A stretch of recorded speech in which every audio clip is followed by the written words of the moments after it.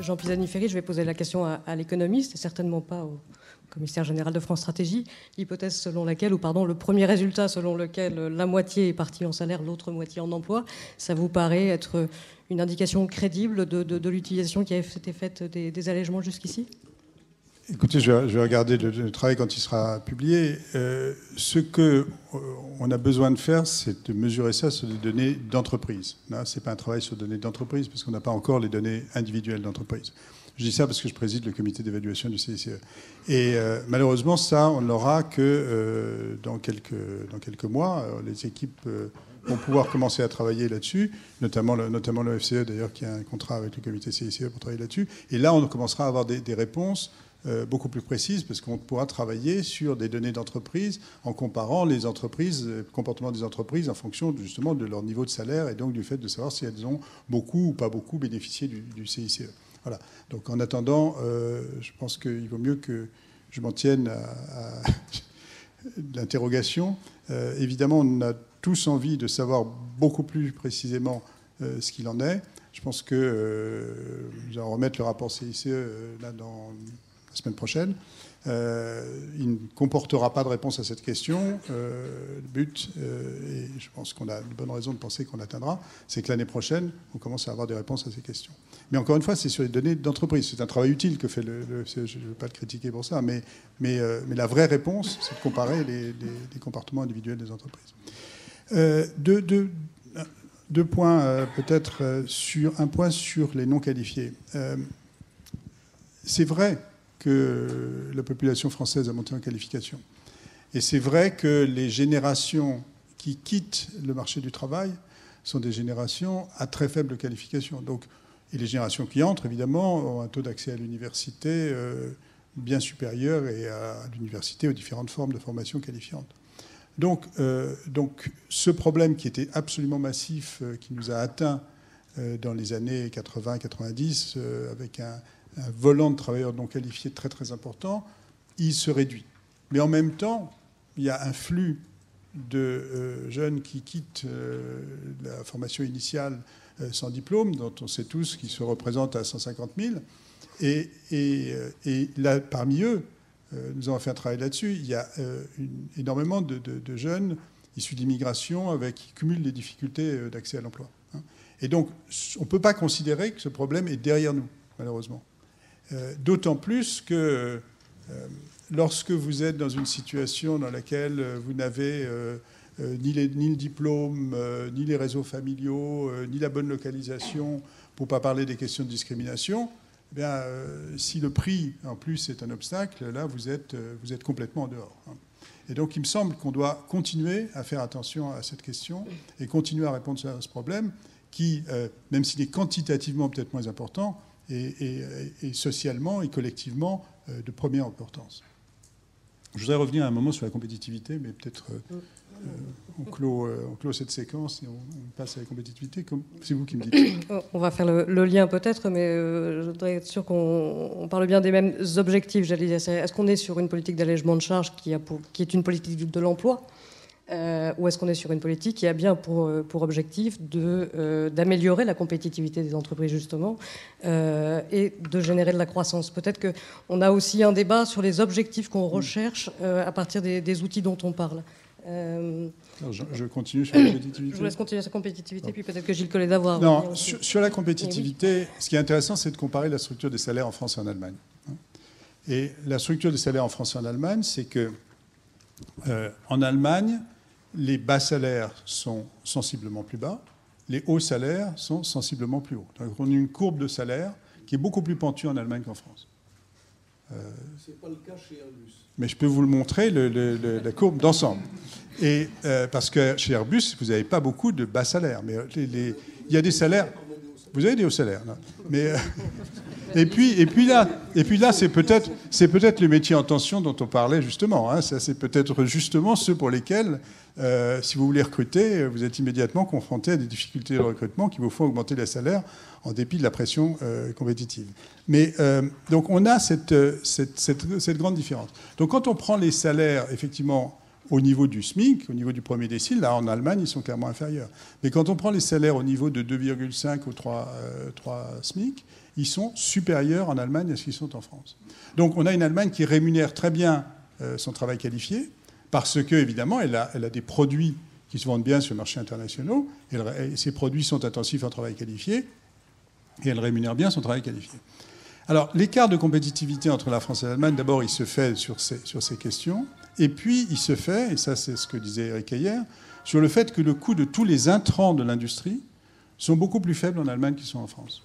Donc les coûts des services, de manière générale, à part l'énergie, et encore pour l'énergie, l'écart s'est resserré, mais le coût de tous les services à l'industrie sont beaucoup moins chers. Si vous prenez des services de transport, si vous prenez des services comptables, si vous prenez évidemment des services de nettoyage, vous prenez tous ces services qui comptent beaucoup dans la valeur ajoutée, pardon, pas dans la valeur ajoutée, mais précisément dans le produit exporté, ça compte, si vous prenez l'ensemble des services, ça compte autant que la valeur ajoutée, et bien ça compte beaucoup.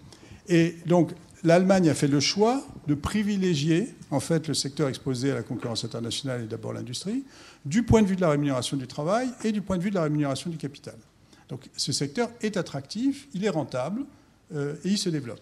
Et nous avons un secteur exposé à la concurrence internationale qui n'est pas très attractif pour le capital parce qu'il n'est pas très rentable et pas très attractif pour le travail parce qu'il est risqué et qu'il ne paye pas mieux que les autres secteurs. Donc c'est vraiment, il me semble, beaucoup dans le regard sur la compétitivité française, il faut aussi qu'on mette en avant cette question du rapport entre ces deux secteurs et de ces choix collectifs. Au fond, pour reprendre une vieille expression, nous avons beaucoup privilégié la rente dans des secteurs peu exposés à la concurrence internationale, où les marges sont confortables, où la pression à la productivité et à l'innovation n'est pas très grande.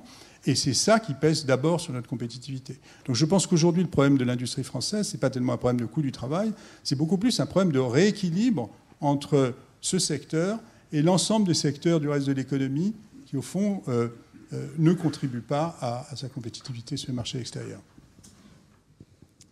Gilles Coleda, peut-être on aura quand même, avec des allègements de charges et une politique sur le coût du travail, un effet sur la compétitivité de l'industrie, vous pensez ? Oui, espérons. Mais je reviens juste, je promets de répondre à votre question. Je ne la zappe pas. Éric Heyer a dit quelque chose qui, moi, m'inquiète un peu. Alors, je veux bien que techniquement, il ait des difficultés à faire tourner ces modèles au-delà de 4 ans. Nemesis, c'est un modèle de long terme. Donc, notre objectif, c'est notamment d'évaluer les politiques d'énergie, d'environnement, de recherche et développement, d'innovation. Donc, heureusement, on ne peut pas s'arrêter au bout de 4 ans, parce que sinon, on ne verrait pas grand-chose. Par contre, je confirme que dans les simulations qu'on a faites, ce n'est pas ce qu'on appelle, c'est un peu technique, mais le module progrès technique endogène qui cause ces résultats, puisqu'il avait été débranché pour ces simulations-là. Mais ce qui m'inquiète dans ce que dit Éric Heyer, c'est l'idée qu'au fond, le long terme, on s'en fiche. Non, le long terme, on s'en fiche absolument pas. Je crois qu'au contraire, non, je caricature, c'est un peu naziste, mais... Oui, on sait, à long terme, on est tous morts, disait John Maynard. Mais pour autant, moi, je pense que le long terme, il est extrêmement important. Et quand une mesure comme le CICE ou le pacte de responsabilité est mise en œuvre, je pense qu'il faut viser loin. Si on vise à 4 ans, effectivement, on risque de se tromper d'objectif. Parce qu'on le voit bien dans nos simulations, à court terme, en dessous de 5 ans, disons, effectivement, on créera un petit peu plus d'emplois si on cible sur les bas salaires. En cela, on rejoint le consensus. Par contre, à l'horizon de 10 ans, on voit commencer à avoir un retournement avec la compétitivité, ces éléments-là qui vont devenir de plus en plus importants. Alors, deuxième point, et qui va éclairer un petit peu la question sur, au fond, est-ce qu'on va réussir à trouver des politiques de compétitivité qui peuvent avoir un effet sur l'industrie. Au fond, il y a ce lien entre service et industrie. On a l'impression que c'est quelque chose d'intéressant. Alors on nous cite l'exemple allemand, on regarde l'exemple français. On a essayé un petit peu dans le papier d'introduire une typologie avec à la fois un degré d'ouverture et puis une échelle des salaires qui fait apparaître au fond 4 secteurs typologiques. Bas salaire ou salaire un peu plus élevé, et puis abrité ou exposé. Et quand on parle de services, au fond, il y a 2 types de services. Il y a effectivement des services à la fois à bas salaire et abrités, peut penser à l'hébergement-restauration, service à la personne, ce type de choses. Et puis, il y a des services à un petit peu plus haute valeur ajoutée qui vont effectivement commander aussi la compétitivité de l'industrie. On peut penser à la R&D, aux services aux entreprises, aux télécommunications, un certain nombre de choses comme ça. Ça, on va se retrouver dans des niveaux de salaire qui sont au-delà de 1,6 SMIC. Donc, si vous voulez vraiment avoir l'effet décrit, à savoir on va baisser le coût des intrants et ça va permettre aussi d'améliorer la compétitivité prix de l'industrie, eh bien, on est obligé de se dire que dans ce cas-là, c'est plutôt le ciblage sur les salaires intermédiaires qui parviendra à cet objectif. Le Gallois, peut-être, justement, on dit souvent que l'argument de... Peut-être deux ou trois points. Premièrement, je ne vise pas trois objectifs à la fois. Je dis qu'il faudra de toute façon, sur le long terme, alléger les charges sociales payées sur le salariat. Et je cherche à savoir quel est l'allègement qui est le plus productif pour le pays, dès lors que je considère que cet allègement doit intervenir. Donc je ne vise pas trois objectifs à la fois. J'essaye de tirer les conséquences d'une évolution qui me paraît inéluctable, surtout avec l'évolution du salariat, et on va le voir de plus en plus avec les emplois liés au numérique, etc. Il ne faut pas compter sur le salariat pour continuer à payer la totalité ou l'essentiel de la protection sociale française. Deuxièmement, moi je n'ai jamais remis en cause le fait qu'il fallait des allègements sur les bas salaires. Étant donné qu'on a un niveau de SMIC assez élevé, je ne propose pas de baisser le SMIC. Il est souhaitable qu'il y ait des allègements sur les bas salaires, et je ne propose pas qu'on remette en cause les allègements Fillon, par exemple. Et je pense également qu'il y a des politiques de remise à l'emploi de gens totalement déqualifiés qu'il faut mettre en œuvre, mais qui sont bien plus globales que la simple affaire du coût. Je crois que ce qui me paraît intéressant pour les politiques économiques, c'est de savoir ce qui va se passer lorsque l'on va transformer le CICE en allègement de charges. Et qu'est-ce qu'on va faire à ce moment-là? Et c'est sur le CICE transformé en allègement de charges que je propose que l'on regarde s'il ne faut pas le cibler sur les salaires intermédiaires de 1,6 à 3,5.